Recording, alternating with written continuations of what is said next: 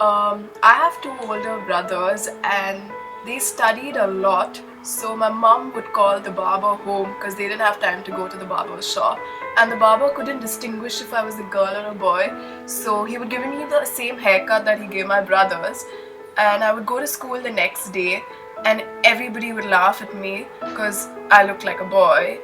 And I would come back home crying and telling my mother what happened in school. And she would say I look like Princess Diana. So I'd go back to school the next day and tell everyone, I look like Princess Diana, so don't laugh. And they would laugh even more. At the age of 5, I was advised to wear glasses. And you can imagine how I look because I looked like a guy. I was huge, I was tall, and I was wearing glasses. So there were girls in school who would tease me every day when I walked from school to my auto stand, and they would stand there just calling me names, telling me how ugly I was, how big I was.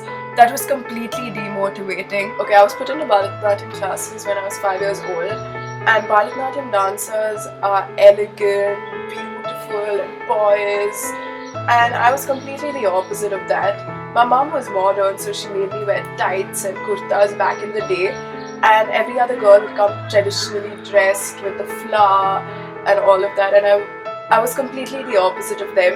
They looked down upon me.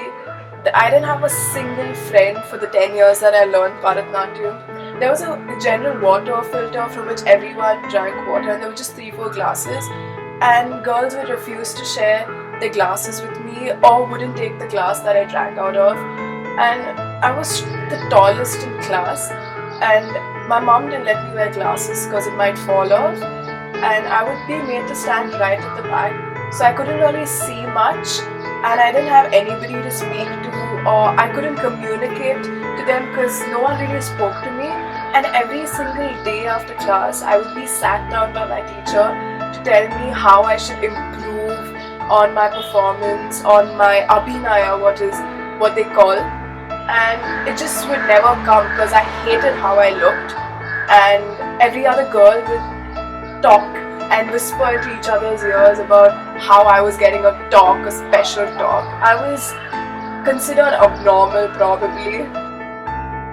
All of this, instead of inspiring me, put me down a little more and made me feel worse about who I was. I started putting on a lot of weight after I quit Bharatanatyam. My mom put me into another dance class, which was Shamakdava's Institute of Performing Arts, and it was here that I started enjoying the art form. I evolved as a person, and the environment around me was so nice that I wanted to take up dance seriously. I did, and I went on to become an instructor at the company. And the funny bit was the girls who made fun of me in Bharatanatyam classes and in schools were my students now. Life came a full circle.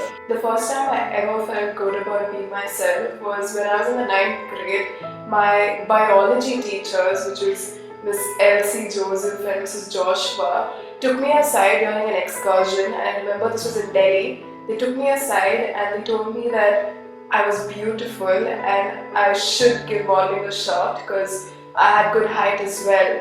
And that was the first time in my life that I ever felt good about being me, and I felt beautiful. What I've learned from my experience is that people around you judge you by how you look and not who you are. I face the bias myself, and I know that people around me have changed when my external appearance has changed. But I've still been the same person all along. I'm still the same girl who sported the Princess Diana haircut.